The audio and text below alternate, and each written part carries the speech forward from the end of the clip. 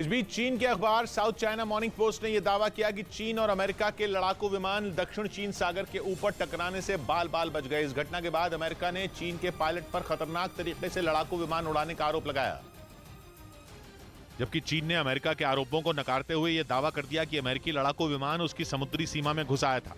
इसके साथ ही चीन ने अमेरिका पर जंग के लिए उकसाने वाली हरकत करने का भी आरोप लगा दिया। चीन की तरफ से एक वीडियो भी जारी किया गया जिसमें एक नेवल बेस से उसके 2 J-11 फाइटर जेट उड़ान भरते दिखे।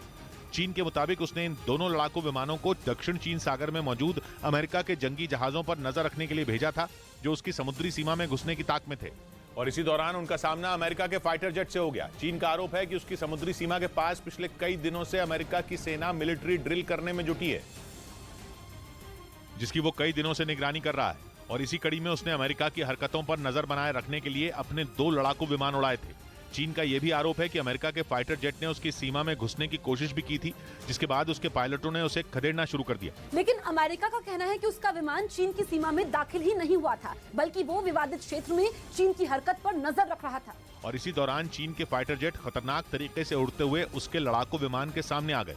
दावा किया जा रहा है कि चीन और अमेरिका के लड़ाकू विमानों के बीच की दूरी इतनी कम थी कि दोनों विमानों के पायलट एक दूसरे को देख सकते थे। मतलब ये कि दोनों देशों के विमान हवा में एक दूसरे से टकराने ही वाले थे। लेकिन ये पहली बार नहीं है जब दक्षिण चीन सागर में अमेरिका और चीन के लड़ाकू विमान टकराने से बचे हैं। इससे पहले 21 दिसंबर को भी चीन और अमेरिका आसमान में एक दूसरे के सामने खड़े हो गए थे, और उस दौरान भी दोनों देशों के फाइटर जेट आसमान में टकराने से बच गए थे। ये घटना तब हुई थी जब अमेरिका का RC-135 लड़ाकू विमान साउथ चाइना सी के ऊपर उड़ान भर रहा था।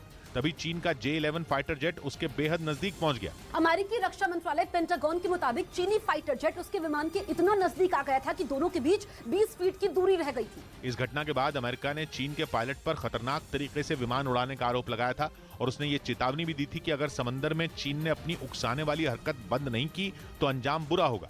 इधर कोरोना के खिलाफ जंग में भारत को एक और हथियार मिल गया। गणतंत्र दिवस पर भारत में बनी दुनिया की पहली नेजल वैक्सीन लॉन्च कर दी गई, जिसकी ड्रॉप बूस्टर डोज की तरह ली जा सकेगी। भारत बायोटेक की नेजल वैक्सीन इनकोवैक को केंद्रीय स्वास्थ्य मंत्री मनसुख मांडविया ने लॉन्च किया और इसे भारत और विश्व कल्याण के लिए अहम बताया। हमारा लक्ष्य है देश और विश्व स्वस्थ रहे। भारत बायोटेक की नेजल वैक्सीन के लिए सरकार को प्रति डोज 325 रुपए, जबकि निजी अस्पतालों को इसके लिए 800 रुपए देने होंगे। उधर पुतिन की सेना से यूक्रेन में एक बहुत बड़ी गलती हो गई, इतनी बड़ी गलती जिसके लिए पुतिन अपने सैनिकों को माफी देना तो दूर, उल्टा उन्हें सूली पर चढ़ा सकते हैं। हुआ यह कि खरसोन में कब्जे की लड़ाई के चक्कर में रूस की एक मिसाइल वहां बंदरगाह पर खड़े तुर्की के एक मालवाहक जहाज पर जाकर फट पड़ी, जिसकी वजह से जहाज ने आग पकड़ ली और वो लपटों में धधकता नजर आया। बताया गया कि तुर्की का ये जहाज पिछले साल फरवरी से ही खरसोन में फंसा हुआ था। तुर्की का मालवाहक जहाज गया है तो वो अपना नुकसान यूं ही तो नहीं जाने देगा, और तुर्की की रत्ती भर की नाराजगी उठाने का जोखिम रूस नहीं ले सकता। जंग शुरू होने के बाद रूस के इक्का दुक्का दोस्त ही बचे हैं, और तुर्की तो वो देश है जो रूस के दुश्मन नेटो की टीम में होने के बावजूद पुतिन के साथ खड़ा हुआ है। अमेरिका और यूरोपियन यूनियन के जबरदस्त दबाव के बावजूद तुर्की ने रूस पर प्रतिबंध नहीं लगाए हैं। ऐसे में युद्ध के इस मोड़ पर पुतिन तुर्की जैसे अहम साथी को खोने का चांस नहीं ले सकते, लेकिन रूस के सैनिकों की गलती तुर्की को आग बबूला कर सकती है।